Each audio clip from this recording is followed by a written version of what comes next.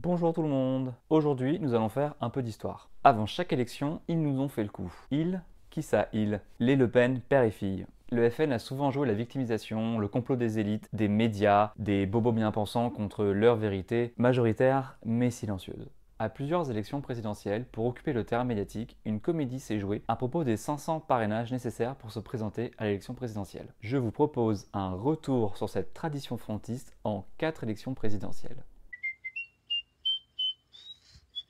Je vais parler d'un temps que les moins de 20 ans ne peuvent pas connaître. 1995. Non, c'est pas aussi vieux, quand même. Bref, dans ce reportage de France 3, on apprend que Après plusieurs jours de polémique, Jean-Marie Le Pen a déposé ce matin au Conseil constitutionnel les 500 signatures. des pressions sur les maires auraient été exercées par des présidents de conseils généraux, les départements. Il y a un certain nombre de maires qui ont renié leur signature parce qu'ils ont été l'objet de pressions de présidents de conseils généraux qui les menacent de ne pas leur accorder de subventions. Pendant sa chasse aux signatures, il évoquait aussi des Maire félon. c'est-à-dire des traîtres. Le mot est fort. Le 28 mars 1995, dans cette émission de France 2, c'est même la première question qui lui est posée, et on apprend que le pauvre Jean-Marie faisait même des insomnies. Ces 500 signatures, vous les avez ou vous nous faites l'entermer en disant je fais monter un petit peu le suspense? Non, c'est-à-dire que je passe de mauvais moments.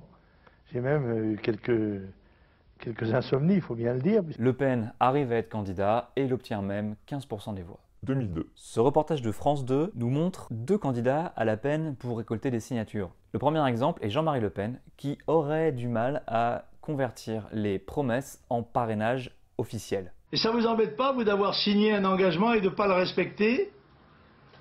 Vous pouvez vous raser le matin quand même? Précisons quand même que 2002 a vu un nombre record de candidats. C'est pas moins de 16 personnes qui ont pu se présenter. Un record du genre. Même les candidats qualifiés de petits et sans aucune chance d'être élus ont réussi à avoir leur parrainage. Bruno Maigret, un ancien du Front National qui avait été viré du parti, Corinne Lepage, Christiane Taubira, Jean-Pierre Chevènement, Olivier Besancenot, ils ont tous eu leur parrainage avec le succès qu'on connaît, c'est-à-dire une abstention record et la qualification au second tour de Jean-Marie Le Pen avec 16,8% des voix. D'ailleurs, si on réfléchit un peu, dans le contexte de ces élections de 2002, le parrainage d'un maire est extrêmement important. Ces élus ont finalement une lourde responsabilité. C'est pourquoi, à mon avis, c'est une bonne chose que leur parrainage ne soit pas caché, mais public et non anonyme. Les maires et les autres élus doivent assumer leur choix devant leurs électeurs, et c'est sans doute aussi pour ça qu'il est aujourd'hui plus difficile pour les candidats de réunir les 500 parrainages. 2007. Le ton de cette campagne, 5 ans après le succès de 2002, est résolument plus optimiste et volontaire. Les promesses de parrainage affleuraient presque. Dans un article du Parisien le 8 avril 2006, c'est-à-dire un an avant les élections, on peut lire « Où en êtes-vous de la recherche de vos parrainages pour 2007 ? Je suis beaucoup plus optimiste qu'en 2002. Lors des universités d'été du Front National, c'est même quasiment déjà fait. La situation pour la quête des parrainages est favorable, plus favorable qu'en 2002. Il ajoute même que les espérances de voix que lui donnent les sondages sont le double de ce qu'ils étaient à la même période en 2001. Pourtant, à l'approche de la date butoir, changement de ton et retour de la comédie, Le Pen évoque une véritable galère et insinue même que la règle a été créée contre lui.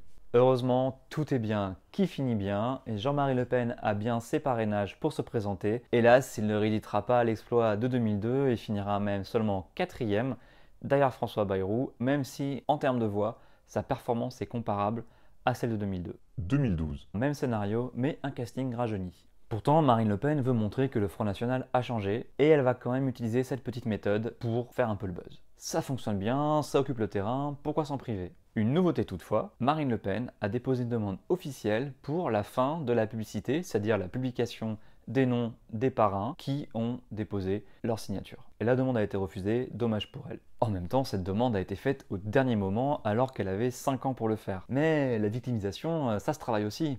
Le 16 mars, fin du suspense, et le Front National, Marine Le Pen, obtient tous les parrainages et elle est candidate. Elle obtiendra même finalement le très bon score de 17,9%. 2017. Et un changement de scénario. On peut dire que le FN historique, celui de Jean-Marie Le Pen, avait peur de gagner. Avec Marine Le Pen, changement de ton. Devenue chef de parti, elle change la donne et veut montrer qu'elle utilise le système électoral pour gagner. Désormais, le Front National, c'est serious business. Fini donc la comédie ouin ouin, le méchant système, les signatures, c'est trop dur. Une prétendante crédible à l'Élysée n'utilise pas ce genre de ficelle pour occuper l'espace médiatique. C'est qu'il s'agit d'être sérieux et crédible pour être digne de son titre d'autoproclamé premier parti de France. Mais cette année, un autre problème se profile à l'horizon à cause de l'OLAF.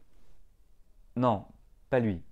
C'est OLAF, l'Office européen de lutte contre la fraude. Marine Le Pen et d'autres députés européens du Front National sont soupçonnés d'avoir payé des salariés du parti avec de l'argent du Parlement européen. En clair, ils devaient travailler à Bruxelles ou à Strasbourg au Parlement européen, mais d'après l'OLAF, ils n'y étaient pas, ou très peu, et travaillaient en fait pour le Front National.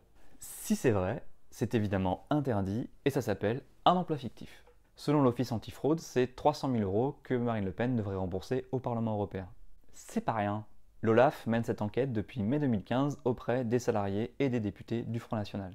C'est tellement sérieux que cela a conduit à la perquisition du siège du parti à Nanterre le 21 février 2017 et à la mise en examen de la chef de cabinet de Marine Le Pen le 22 février 2017. Évidemment, le Front National dénonce une opération politique destinée à nuire au parti et à Marine Le Pen en pleine campagne présidentielle. Finalement, les mêmes arguments, quasiment mot pour mot, que François Fillon. Marrant. Est-ce que cela aura une incidence sur la campagne de Marine Le Pen, sur son électorat? Ça, seul l'avenir nous le dira. C'est tout pour cette vidéo, merci de l'avoir suivi. Pensez à vous abonner si ça vous a plu, à partager, à laisser un pouce bleu ou même un pouce noir si ça vous a déplu. Je vous dis à la prochaine vidéo. Ciao.